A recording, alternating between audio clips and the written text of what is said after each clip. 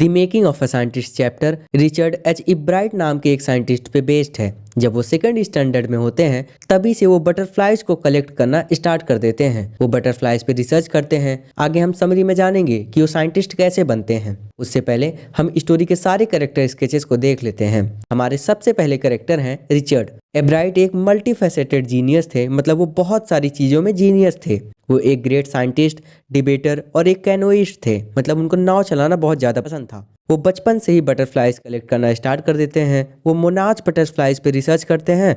उनको इंस्पिरेशन जो थी वो अपनी माँ और डॉक्टर फेड्रिक से उनको मिली थी, और एक उनकी जो टीचर थी उनसे भी उनको इंस्पिरेशन मिली थी। हमारी दूसरी कैरेक्टर है रिचर्ड एच ब्राइट्स मदर। वो एब्राइट को इंस्पायर और इनकरेज करती हैं लर्निंग के लिए। वो एब्राइट को इंस्ट्रूमेंट्स जैसे टेलीस्कोप, माइक्रोस्कोप और कैमराज जैसी चीजें दिलाती हैं अपने पैसे से। ऐसा करना बड़ी बात इसलिए थी क्योंकि यार वो सिंगल मदर थी। उन्होंने रिचर्ड को travels of monarch X book ला कर दी, जो रिचर्ड की लाइफ में ढेरों चेंजेस ला देती है। हमारी स्टोरी के तीसरे कैरेक्टर हैं डॉक्टर फेड्रिक। डॉक्टर फेड्रिक जो थे वो मोनार्च बटरफ्लाइज के वर्क के लिए बहुत ज्यादा फेमस थे। वो यूनिवर्सिटी ऑफ टोरंटो में पढ़ाया करते थे, जो कनाडा में है। वो एब्राइट को इंस्पायर करते हैं और न्यू न्यू आइडियाज और सजेशंस देते। अब हम हमारी स्टोरी की समरी को यहाँ से स्टार्ट करते हैं। 22 साल की एज में एब्राइट ने साइंटिफिक वर्ल्ड को बहुत ज़्यादा एक्साइटेड कर दिया था। अपनी न्यू थ्योरी से जो सेल्स कैसे वर्क करती हैं उस पे एब्राइट और उनके दोस्तों ने आगे की थ्योरी को proceeding of national academy of science में एक्सप्लेन किया। ऐसा पहली बार हुआ था जब इम्पोर्टेंट साइंटिफिक जर्नल ने किसी कॉलेज के स्टूडेंट के वर्क को पब्लिश किया था। एब्राइट के लिए उसकी सबसे पहली अचीवमेंट जो थी वो साइंस में बटरफ्लाइज के साथ स्टार्ट हुई थी। वो बहुत कम उम्र में ही, मतलब जब वो किंडरगार्टन में था तभी से उसने बटरफ्लाइज की अलग अलग स्पीसीज को कलेक्ट करना स्टार्ट कर दिया था। उसे रॉक्स, फॉसिल्स और कॉइन्स इकट्ठा करने का बहुत शौक था। वो एक ईगर, मतलब एक उत्साहित एस्ट्रोनॉमर भी बन गया था। वो कभी कभी सारी रात बाहर बैठ के आसमान में तारे देखता रहता था। जो उसकी मदर थी उन्होंने उसे चीजों को सीखने और उसे करने के लिए उसमें इंटरेस्ट और इनकरेज किया करती थी। वो उसे टिप्स पे ले जाया करती थी। टेलीस्कोप, माइक्रोस्कोप और कैमरा जैसे इक्विपमेंट को वो ब्राइट के लिए खरीदती हैं। जब ब्राइट थर्ड स्टैंडर्ड में था उसके फादर जो थे उनकी डेथ हो जाती है। तभी से ब्राइट उसकी मदर के लिए सब कुछ था।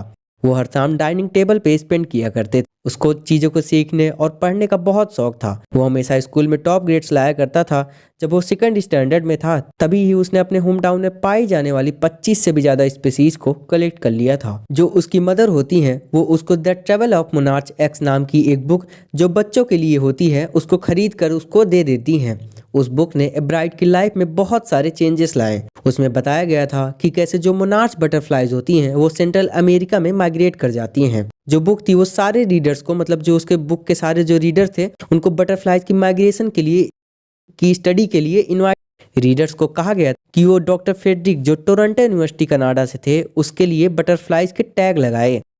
एब्राइट जो था वो वहाँ पे बटरफ्लाइज को फ्लॉक को पालना शुरू कर देता है। फ्लॉक का मतलब होता है यार झुंड। या वो एक फीमेल मोनार्च बटरफ्लाई को पकड़ता है और उसके जो सारे एग्स थे उनसे ले लेता है। फिर वो अपने बेसमेंट में उन्हें पालता है, बिल्कुल उनकी लाइफ साइकिल की तरह। जब वो 7th स्टैंडर्ड तब उसने एक काउंटी साइंस फेयर में पार्टिसिपेट करता है, लेकिन वो उसमें हार जाता है। उसके लिए ये बहुत सैड एक्सपीरियंस था, लेकिन उस फेयर ने उसमें एक कॉम्पिटिटिव स्पिरिट को ला दिया था। अपने 8th स्टैंडर्ड में हुए कंपटीशन में एब्राइट ने मोनार्च बटरफ्लाइज के कैटरपिलर को मार देने वाली वायरल बीमारी के बारे में प्रोजेक्ट बनाया था और वो इस बार कंपटीशन में जीत जाता है। नेक्स्ट ईयर उसके साइंस फेयर इस बात पे रिसर्च कर रहा था कि क्या जो वाइसरॉय बटरफ्लाइज होती हैं वो मोनार्च बटरफ्लाइज की कॉपी करती हैं। जो मोनार्च बटरफ्लाइज थी वो बर्ड्स को खाने में अच्छी नहीं लगती थी, लेकिन जो वाइसरॉय बटरफ्लाइज थी उन्हें बर्ड्स खाना बहुत पसंद किया करती थी। ये जो प्रोजेक्ट था वो जूलॉजिकल डिवीजन में फर्स्ट आती है और काउंटी साइंस फेयर में 3rd प्लेस पे आती है। अपने हाई स्कूल के 2nd ईयर में ब्राइट ने दिखा दिया कि जो मोनार्च बटरफ्लाइज का जो प्यूपा होता है वो एक हार्मोन प्रोड्यूस करता है जो बटरफ्लाइज के फुल डेवलपमेंट के लिए बहुत ज़्यादा जरूरी है। ब्राइट का ये प्रोजेक्ट था वो काउंटी फेयर में तो फर्स्ट प्लेस लाता है और उसे इंटरनेशनल साइंस और इंजीनियरिंग फेयर के लिए एंट्री मिल जाती है। उन्हें अपनी नई थ्योरी के लिए एक आइडिया मिल जाता है जो सेल्स की लाइफ से रिलेटेड थी। वो पता लगाते हैं कि जो सेल्स होते हैं वो डीएनए के ब्लूप्रिंट को रीड करते हैं। डीएनए जो होता है वो न्यूक्लियस में एक सब्सटेंस होता है जो हेरिडिटी को कंट्रोल करता है। ऐसे ही जो डीएनए होता है वो लाइफ की ब्लूप्रिंट होता है। एब्राइट जो थे वो अपने दूसरे इंटरेस्ट पे भी बहुत टाइम दिया करते थे। वो एक बहुत अच्छे डिबेटर और पब्लिक स्पीकर भी थे। उन्हें नाव चलाना बहुत पसंद था। वो एक फोटोग्राफर भी थे नेचर और साइंस एग्जिबिट्स के, बिल्कुल हमारे फरहान भैया के जैसे।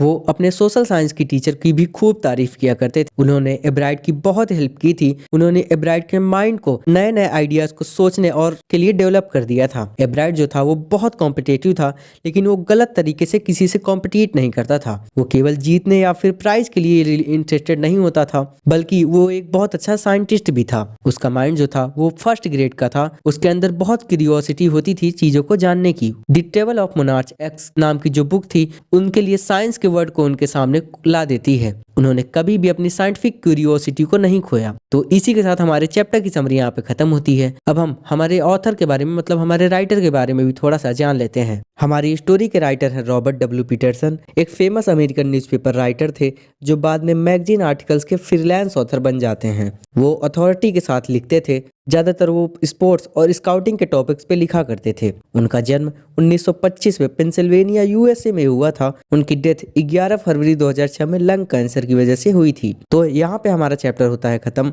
मुझे उम्मीद है यार तुम सबको ये चैप्टर और ये वीडियो बहुत ज्यादा पसंद आया होगा। अगर ये चैप्टर और ये वीडियो तुम लोग को पसंद आता है तो चैनल को सब्सक्राइब करो और वीडियो को लाइक करना ना भूलना। तो यार तुम लोग चाहो तो कमेंट भी कर सकते हो, जिससे मुझे मोटिवेशन मिलेगी। और यार तुम लोग की सपोर्ट की मुझे बहुत ज़्यादा ज़रूरत है। तो यार मिलते हैं तुम सबसे अगले वीडियो में। तब तक के लिए टाटा बाय बाय।